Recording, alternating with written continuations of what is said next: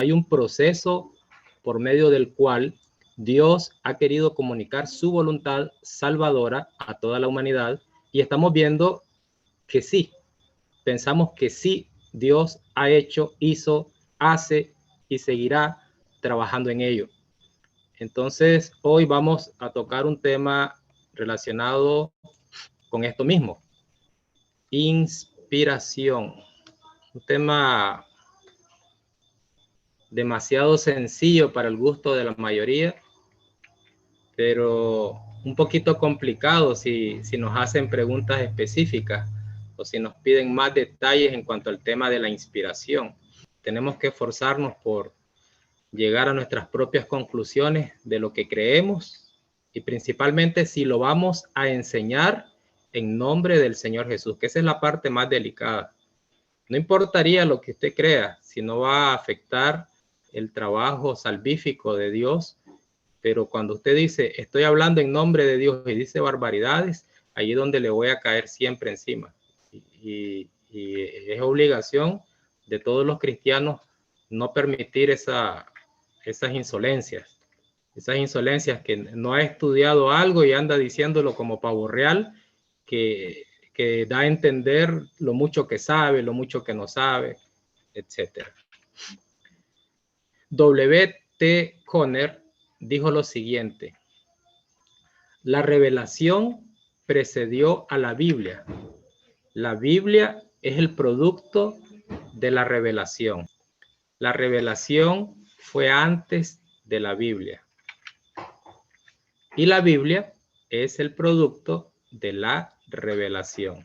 Apareció alguien por ahí, dice, yo recibí tablas de oro en donde se escribió un nuevo libro para este continente. Qué bonito, qué fácil, así nomás, como un truco de magia, como una varita. De pronto le apareció todo en bandeja. No fue así con Israel, no fue así con el cristianismo. O sea que la revelación de Dios a Israel fue la que produjo el Antiguo Testamento. Vimos en la clase anterior que la revelación del Señor fue a través de hechos históricos. Fue a través de hechos. Durante todo el Antiguo Testamento Dios se fue revelando. Se reveló desde una zarza ardiendo, se reveló desde acontecimientos como la guerra donde Él los iba acompañando, reveló su voluntad cuando iban cruzando el Mar Rojo, cuando fueron por el desierto, cuando cayó maná del cielo, cuando las codornices cayeron para alimentar. Él se reveló permanentemente y durante la historia de ese pueblo de muchísimas maneras, como lo dijo en Hebreos 1:1 el escritor a los cristianos de esa época. La revelación de Dios a Israel produjo el Antiguo Testamento. El Antiguo Testamento no produjo la revelación de Dios a Israel. No es aquí tenemos un libro. ¿Qué hacemos con este libro? Enseñémoslo a toda la humanidad. Y comenzaron a buscar en el libro. No, es lo contrario. Primero se reveló, primero los acompañó, primero se mostró, como fue aquella promesa que Dios le hizo al pueblo, de que su presencia iba a estar en medio de todo Israel. Y de ahí nace el Antiguo Testamento, los escritos. De la misma manera, la revelación de Dios en el Señor Jesús produjo, ¿qué cosa? El Nuevo Testamento. No es que alguien escribió el Nuevo Testamento para dar a conocer al Señor Jesús. El Nuevo Testamento concluyó su elaboración después de haberse revelado el Señor Jesucristo. Y el Señor Jesucristo es la revelación de Dios.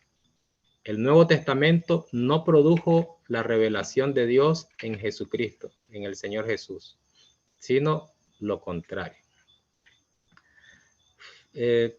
Francis Bruce Botter, algo así es el nombre de este señor. El Islam, el mormonismo y la ciencia cristiana, dijo él, son producto de sus libros sagrados. Es lo contrario de lo que acabamos de mencionar en cuanto al Dios que se revela por medio del Antiguo y del Nuevo Testamento. Entonces, hasta ahí lo que hemos visto es que la Biblia es el registro de la revelación de Dios. ¿Así lo entendimos? Es el registro de la revelación de Dios. No fue al contrario. Primero Dios se revela y después se forma la Biblia. Entonces entraremos a lo que es revelación e inspiración. Primero escuchemos a hermano Leonicio. A ver, hermano Leonicio. No, bueno, nada más es el asunto tal vez de la profecía acerca del Mesías, acerca de Jesús. Yo entiendo bien, digamos, de que eran solo profecías, pero se puede interpretar, o no sé, porque siempre se interpreta así, de que como que si el Antiguo Testamento entonces estuviera hablando de que iba a venir Mesías. Tal vez, digamos, bueno, tal vez le puedo entender a usted la parte de la revelación de Jesús primero, tal vez lo que él vino a hacer, ¿verdad? Y lo que él vino a establecer, que es muy diferente, ¿verdad? Lo que ya estaba establecido para el pueblo de Israel. Y también lo puedo entender, digamos, que ya no era para el pueblo judío solamente, sino que era para la humanidad entera, ¿verdad? El mundo entero. Pero no sé, digamos, me queda ahí como una incertidumbre ahí en esa línea. ¿Cómo lo podemos comprender? Lo que son las profecías de Jesús.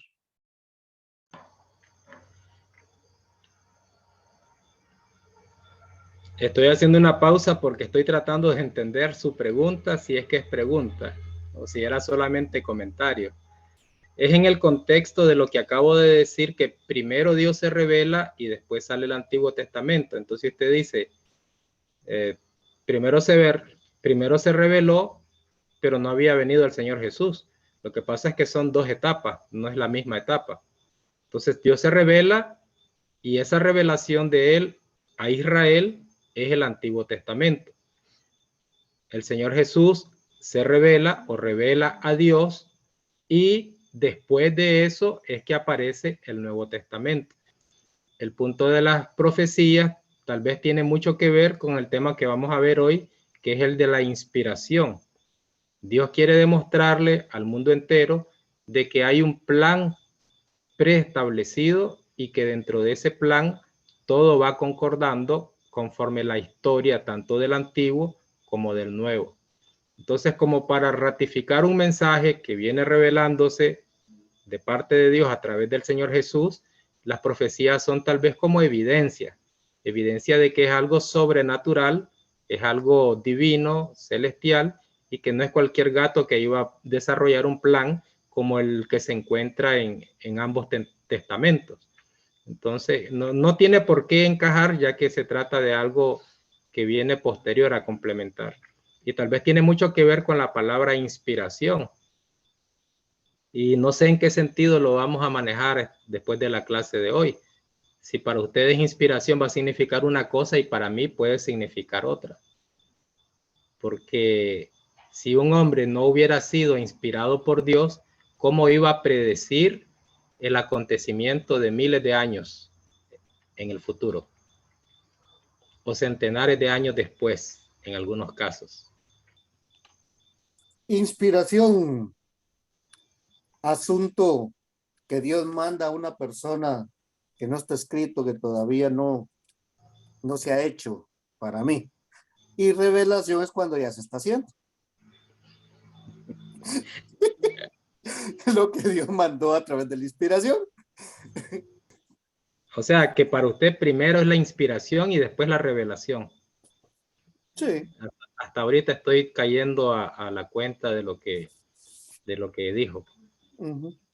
Sí, fui yo el lento. Yo creo que sí dio bien la idea. La dio clara, la idea que usted tiene. Una vez más, ¿Conocemos el diccionario de la Real Academia Española para los que tenemos dudas?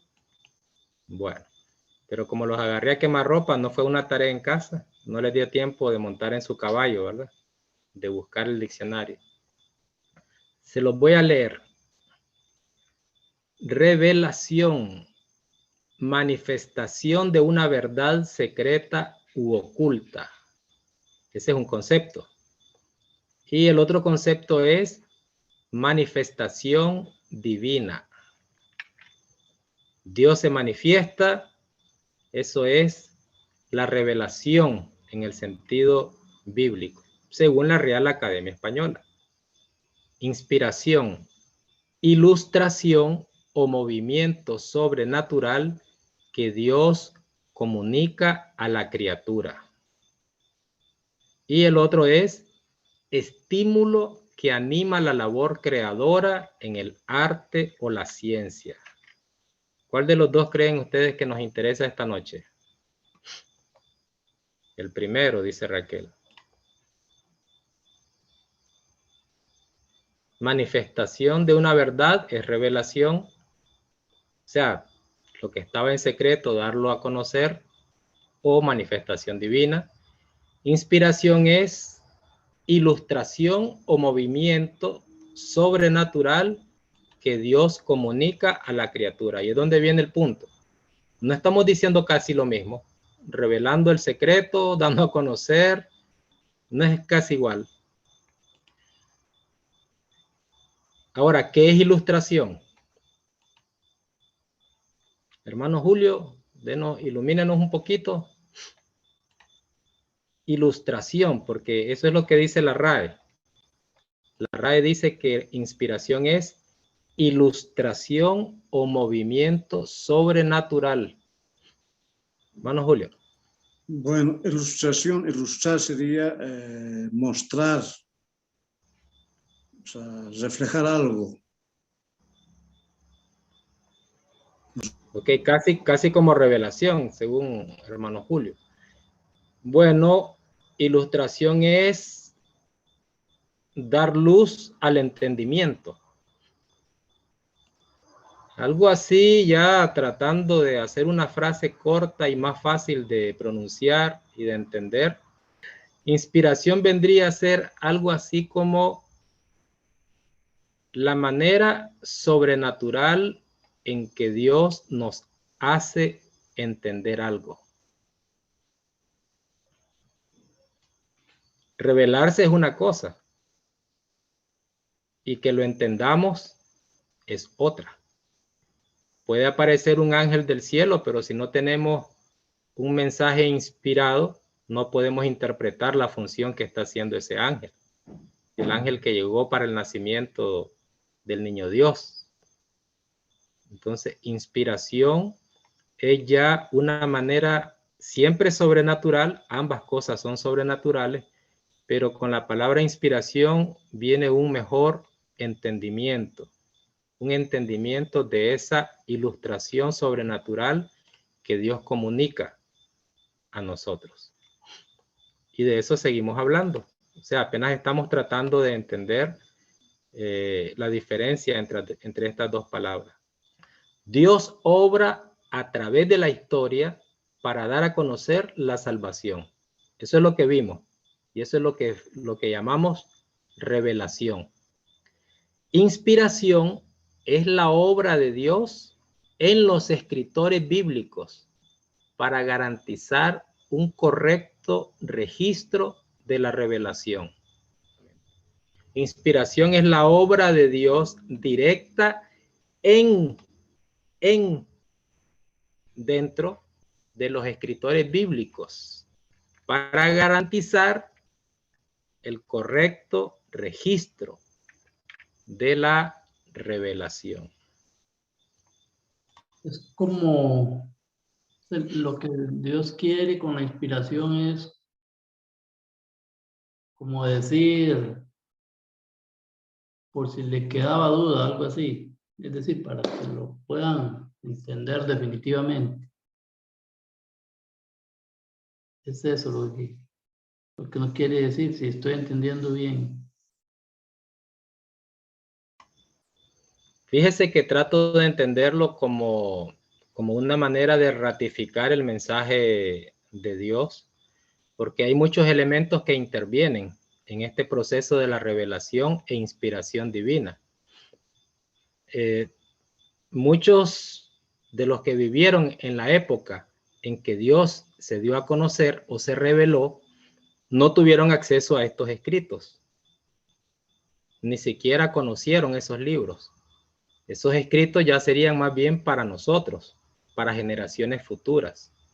Entonces tenía que encontrar la humanidad un mensaje inspirado, es decir, autorizado, ratificado, en el que no quedara la menor duda de que es Dios quien está o fue revelado y sigue revelándose. Hermano Lamberto.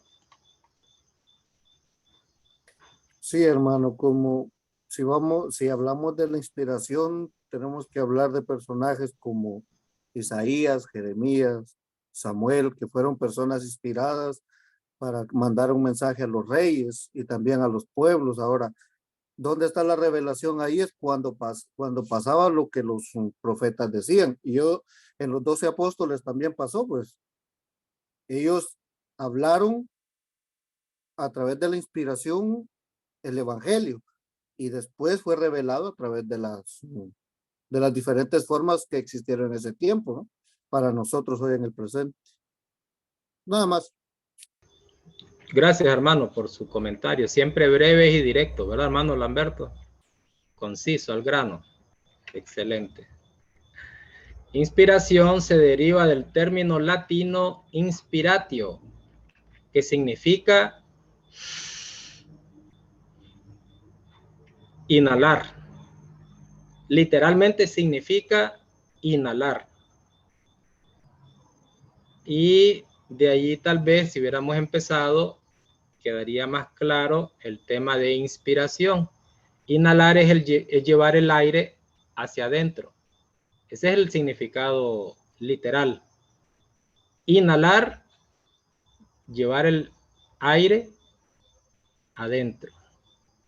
Inhalar, en el aspecto de la revelación divina y del mensaje divino, es que Dios de manera sobrenatural interviene dentro del que está escribiendo o hablando o dando a conocer su mensaje.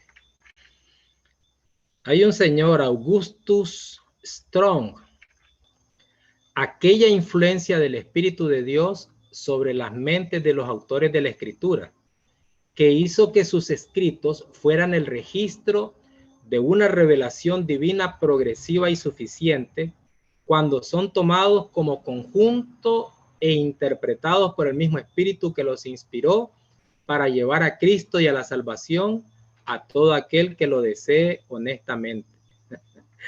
Si no lo hizo más largo es porque no le pidieron hacer el himno nacional. Hay otro señor, Millard Erickson. Lo único que dice diferente, casi todo lo demás lo dice igual, es aquella influencia sobrenatural del Espíritu Santo en los autores de la Escritura. No sé por qué le llaman autores, porque si estos señores eran inspirados, significa que no son ellos los autores, sino simples escritores. Pero aquí nos metemos en un problemita. Fueron títeres, fueron guiados literalmente por cada letra, por cada tilde, por cada puntuación, por cada palabra.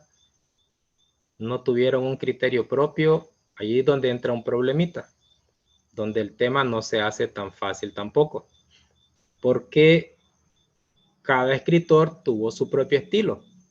Entonces no se trata de que Dios los utilizó así como cuando usted agarra un lápiz y ellos eran simplemente los lápices. Durante los inicios del cristianismo, que hubo también filósofos y teólogos tratando de dar explicación a este asunto de la inspiración, algunos aseguran o aseguraron que caían en éxtasis, se desmayaban aquellos que estaban siendo inspirados por Dios. Tan así era la manera de interpretar de ellos, y hasta ese punto llegaba el aspecto sobrenatural que ellos entendían. Como cuando ustedes ven unas películas y parecen endemoniados, ¿verdad? Los que están recibiendo el mensaje, más cuando están hablando del oráculo en aquella película de los 300. ¿Lo recuerda, hermano Lamberto? Que el oráculo es alguien, un sacerdocio consultando a Dios y él dando literal y textualmente la respuesta, dando a conocer su voluntad. Entonces, fumando marihuana, inhalando hierbas para ponerse en éxtasis, y no era tan así. Entonces, no es solamente decir Dios es el autor y el hombre fue el instrumento. Tan así literal, no tendríamos entonces diferentes estilos, diferentes teologías, por llamarlo de otra manera. Hay quienes hablan de una teología juanina, una teología paulina, y no son diferentes modos de entender a Dios, sino que son diferentes aspectos. Entonces no es tan fácil como decir, el hombre no sabía lo que estaba escribiendo. Cayó dormido, doblegado, y de pronto se despertó y ya tenía un libro entero. No lleguemos a ese extremo, porque a menos que ustedes quieran llegar a ese extremo, yo no lo veo tan así. El asunto ahí es como hay una escritura por ahí en el Nuevo Testamento donde habla de un sumo sacerdote que dijo que muriera, es mejor que muera uno por todos. Yo siempre lo he analizado como así.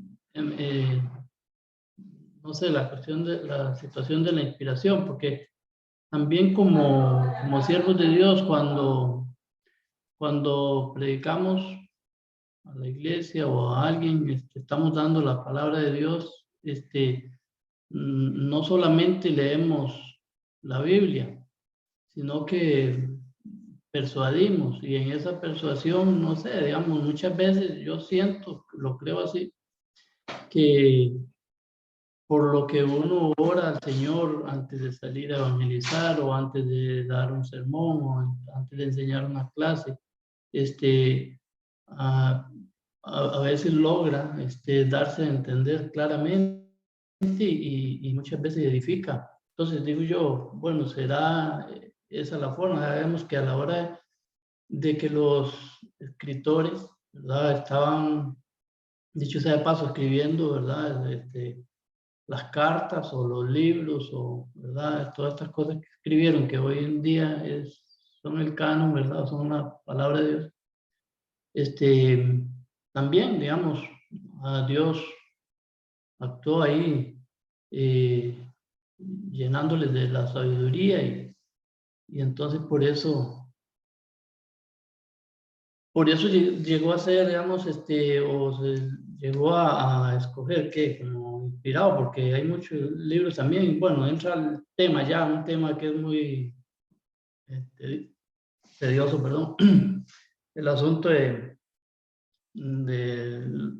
lo canónico y todo eso. Pero, no sé, yo creo que es algo como así, o no sé si estoy entendiéndolo mal, porque de qué manera entonces podríamos decir que es la inspiración, digamos que es la inspiración de Dios, o sea, como Dios está dentro de uno. Igual cuando damos un sermón, o sea, ¿cómo vamos a decir que es la palabra de Dios? Vamos a escuchar la palabra de Dios a través del hermano Fernando Montt.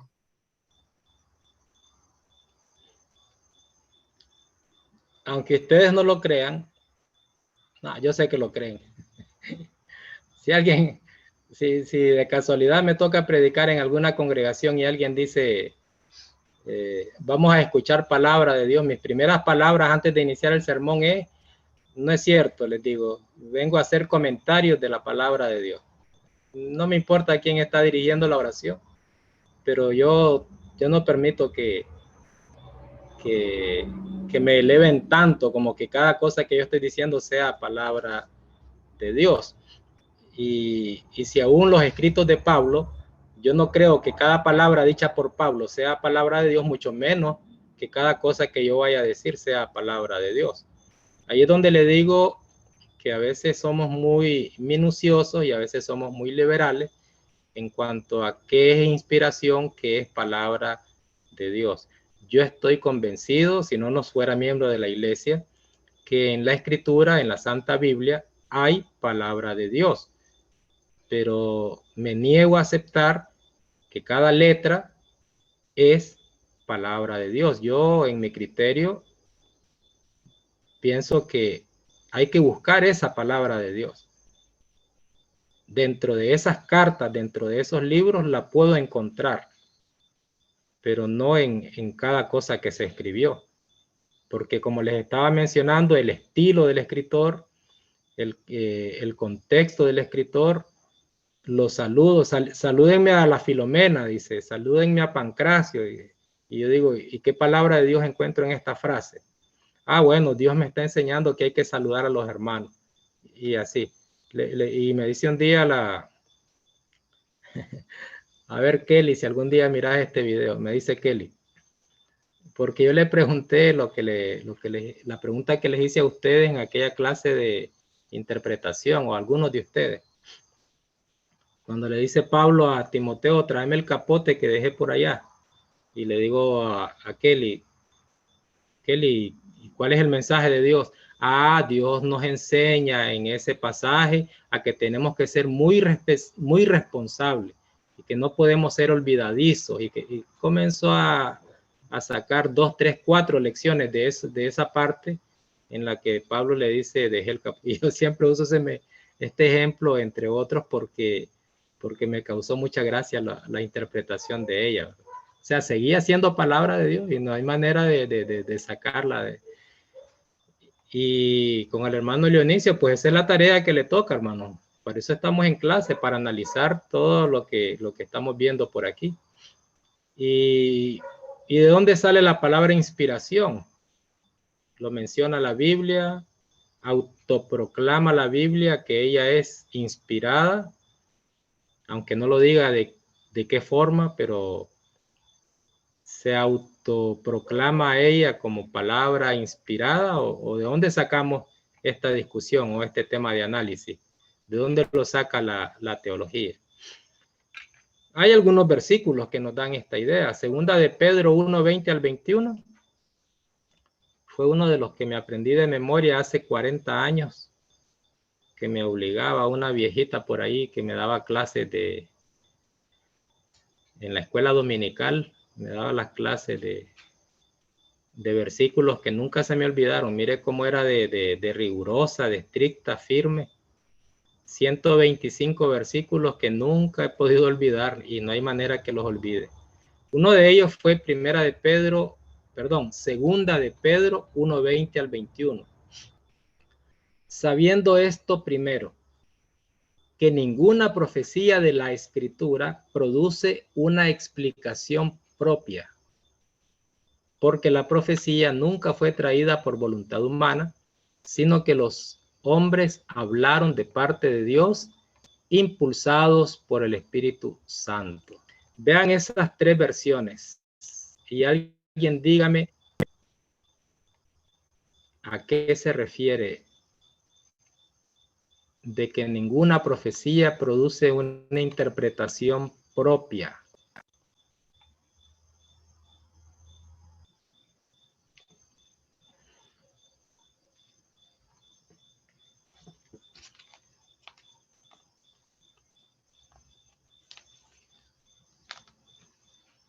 ¿Ya leyeron las 3 versiones? No necesitamos leer aquella que les conté, ¿verdad? Bueno.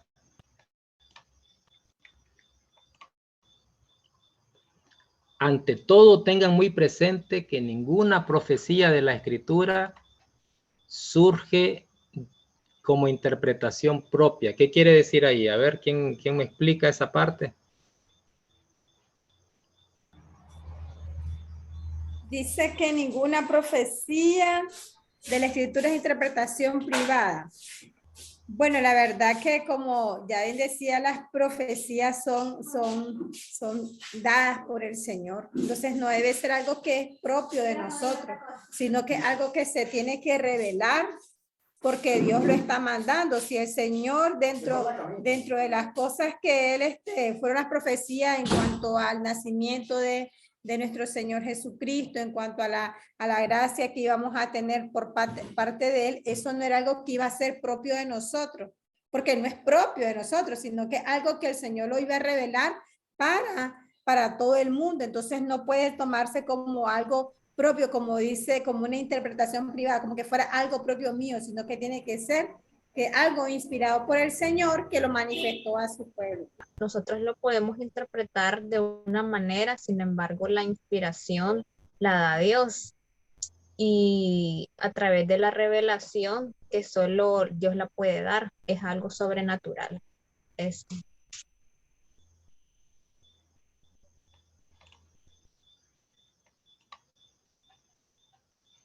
Se lo voy a preguntar de otra manera. Cuando dice que no es la interpretación por cuenta propia, ¿se está refiriendo al que lo profetizó o al que lo está leyendo, que en este caso somos nosotros? ¿A quién de los dos se refiere?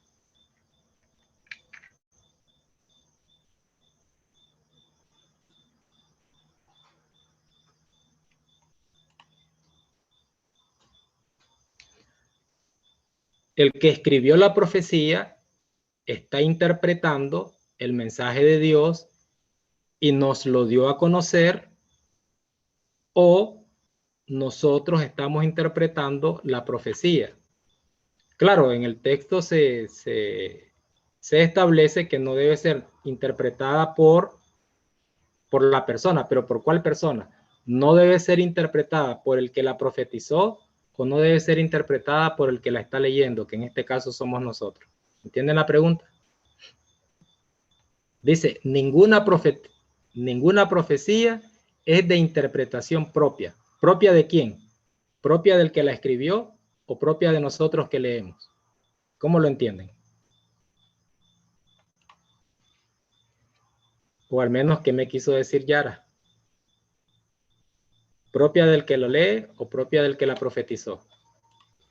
Sí, yo creo que es de las personas que leen el texto y lo interpretan a su manera o a su conveniencia, o lo malinterpretan, a la persona que lee. Me queda un poquito de duda porque tal vez... Sí, gracias, hermano Julio, por darme su punto de vista. Me queda un poquito de duda porque tal vez el apóstol Pedro se está refiriendo a la humanidad en general, ni solamente al que lee, ni solamente al que la pronunció. Tal vez está diciendo, miren, este mensaje que se anuncia, que se predica, que se recibe, que se cree, esto, si no es con la ayuda del Espíritu Santo, si no es con la ayuda del Espíritu de Dios, no nos lleva a ningún lado. El comentario de la Biblia de Jerusalén dice que también la dirección del Espíritu y la tradición apostólica. A ellos les encanta bastante la palabra tradición. Entonces le suman a la colaboración del Espíritu Santo o a la dirección del Espíritu Santo, le agregan también la tradición apostólica. Pero el punto es, tal vez que Pedro, el apóstol Pedro, no quiere desanimarnos a tener una lectura que no sea personal ni devocional de la Biblia, sino lo contrario. Está diciéndonos que el Espíritu Santo ha intervenido. Y por eso es que el cristiano se niega a leer tanto el Antiguo como el Nuevo Testamento como si se tratara de un libro común, porque no es un libro común. Y hay otros pasajes. A ver, les voy a dar una lista. Segunda de Timoteo 3, 16 al 17. Toda la escritura es inspirada por Dios y útil para reprender, útil para la enseñanza, para refutar el error, para la corrección, para instrucción en la justicia, a fin de que el hombre de Dios esté capacitado, completamente equipado para toda buena obra. Ahí tenemos al apóstol Pablo también. Y ya sabemos que el apóstol Pablo no se está refiriendo al Nuevo Testamento. Dice, toda la escritura es inspirada, no puede ser el Nuevo Testamento. Romanos 3:2. ¿Ustedes recuerdan ese texto donde el apóstol Pablo les dice que los judíos tenían una gran ventaja? La ventaja es grande, dice Pablo. Ante todo, a ellos les fueron confiados los oráculos de Dios. No dice así la versión que ustedes están acostumbrados a leer, pero así dice la Biblia de Jerusalén, quinta edición, 2018. La ventaja, de cualquier modo, es grande. Ante todo, a ellos les fueron confiados los oráculos de Dios. Las palabras de Dios. Romanos 3:2. Sí, dice, mucho en todo sentido, primeramente, que las palabras de Dios les han sido confiadas. La ventaja de cualquier modo es grande. Aquí el apóstol Pablo nos dice que hay palabras inspiradas por Dios, porque las palabras de Dios le fueron confiadas a los judíos. Está hablando de los judíos. Y por eso nosotros decimos, ¿de dónde viene esto que es palabra de Dios? Si una las escribió Moisés, otra las escribió Isaías, otra las escribió Jeremías, otra las escribió, y nos ponemos a decir, entonces, ¿a qué se refiere Pablo? Bueno, a esas mismas palabras. Y muchos, para establecer el canon del Antiguo Testamento, que si son válidos o no son válidos algunos libros, lo que argumentan es, ¿y este libro qué apóstol lo citó? Aunque hay libros que no fueron citados por los apóstoles, pero también forman parte del canon, pretenden usar eso como argumento para decirnos, miren, hay unos que son deuterocanónicos, no los considere usted inspirados por Dios. Y hasta lo quieren usar como regla, como una condición, como una exigencia de que si queremos llamarlo inspirados por Dios o parte del canon de las escrituras, tienen que haber sido citados por el Señor Jesús o por alguno de los apóstoles. Pero en ese caso tendríamos que referirnos a todos. Y yo quisiera saber quién de los apóstoles citó a Cantares. O si el Señor Jesús citó a Cantares. Entonces, cuando queremos usar un argumento, a veces somos inconsistentes. Y es lo que no se permite, al menos en estas clases, la inconsistencia. Hechos 7:38. Este es el que en la asamblea del desierto estuvo con el ángel que le hablaba en el monte Sinaí y con nuestros antepasados. El que recibió palabras de vida para comunicárnoslas. Hebreos 5:12. Aunque tendríais que ser ya maestros, en razón del tiempo transcurrido, volvéis a tener necesidad de ser instruidos en los primeros rudimentos de los oráculos divinos y estáis necesitados de leche en lugar de tomar alimento sólido. Aunque fueron personas de carne y hueso, lo que ellos escribieron se le llama oráculos de Dios. Oráculos divinos, es decir, palabras de Dios en la versión que ustedes están acostumbrados a leer. Y el Señor Jesús, escrito está dicho, no tentarás al Señor tu Dios. Si está el Señor Jesús citando pasajes del Antiguo Testamento, Él está demostrándonos, está diciéndonos que hay palabras inspiradas por Dios en el Antiguo Testamento. En la frase, si hoy escucháis su voz, no endurezcáis vuestros corazones como cuando le irritaron. ¿Quiénes son los que lo irritaron después de haberle oído? ¿No fueron en realidad todos los que salieron de Egipto guiados por Moisés? Son palabras inspiradas por Dios en el Antiguo Testamento. ¿Y cuántos textos como esos? Hebreos 1:7, Gálatas 3:16, Hechos 13:35. No es que a los teólogos se les ocurrió hacerse la pregunta y decir, ¿realmente Dios intervino en estos escritos? Porque el Señor Jesús, los apóstoles, están plenamente convencidos que hay palabras de Dios en todos esos libros. Y yo creo que la próxima clase vamos a abordar un poquito acerca del canon que mencionó el hermano Leonicio y nos lo presentó como preocupado, como que él quisiera aceptar unos libros que otros le dicen que son apócrifos.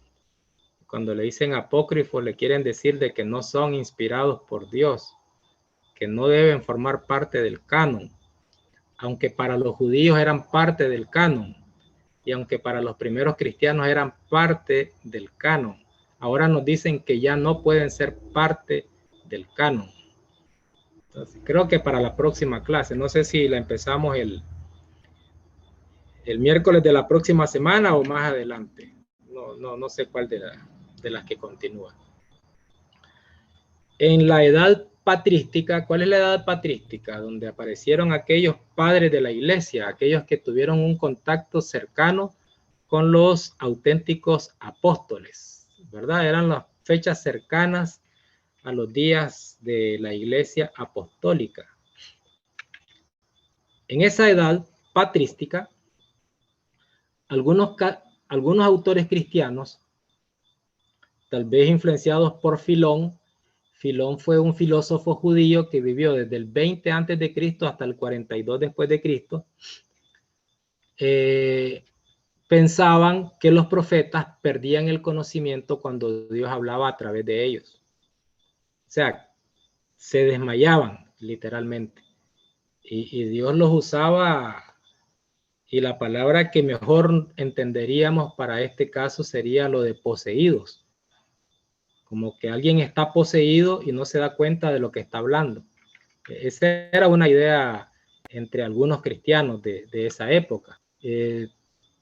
Los montanistas afirmaban que su profeta y dos profetisas estaban inconscientes mientras profetizaban. Esto como que no era algo extraño en esa época.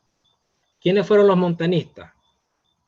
Los montanistas fueron en esas comunidades primitivas los que estaban tratando de revalidar las realidades del espíritu y los temas escatológicos de los primeros tiempos de la iglesia. Era un momento como reavivador, como avivados, les diríamos en nuestra época, ¿verdad?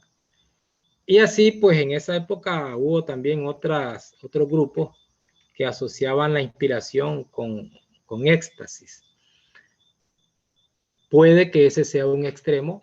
No sé exactamente cómo estaba Isaías cuando escribió el capítulo 53, si estaba dormido, si estaba desmayado, si estaba colgado del techo y las hojas en el aire mientras escribía, como se le imaginaron algunos de estos filósofos.